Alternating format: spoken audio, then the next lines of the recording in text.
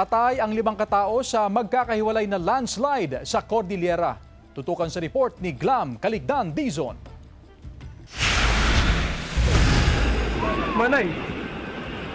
Bigla raw gumuho ang lupa sa bahaging ito ng barangay Western Uma sa Lubwagan, Kalinga kahapon. 2 ang patay, 1 ang sugatan at may 2 pang nawawala. Sabi ng Lubwagan Municipal Information Office, pinuntahan ng mga biktima kahapon ang isang bahay na nasira sa kasagsagan ng bagyo. Pero habang nasa bahay sila, biglang gumuho ang malaking bahagi ng lupa. Kinilala ng LGU ang mga nasawi na sina Aki Aguin at Eric Maguin, 45 years old, magsasaka. Nawawala naman sina Redento Tino, isang barangay kagawad, at si Ricardo Maguin. Sabi ng lokal na pamahalaan, magsasagawa sila ng search and rescue operations para mahanap ang mga nawawala.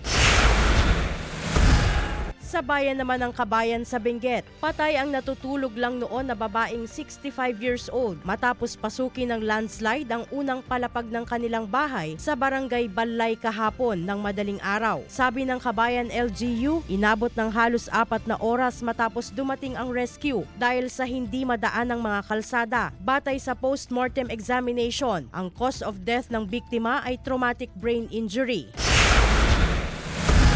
Sa bayan naman ng Tinok sa Ifugao, isa rin ang patay matapos matabunan ng lupa at pine tree ang tinitirhan niya habang siya'y natutulog. Gabi noong Linggo sa kasagsagan ng super bagyong Uwan. Kinaumagahan na siya na-retrieve ng mga otoridad ayon sa Tinok Municipal Police Station.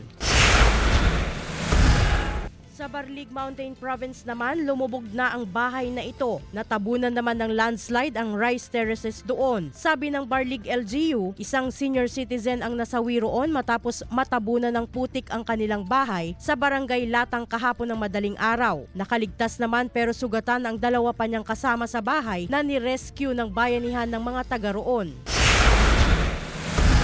At sa Baguio City, walang casualty. Ang naging pinsala lang ay mga nagtumbahang pine tree at poste ng kuryente kaya nawalan ng kuryente ang halos buong lungsod. Buti at may alok na free charging station sa City Hall, Baguio Convention Center at pati sa mga hotel. Glam Caligdan Dizon, One North Central Luzon.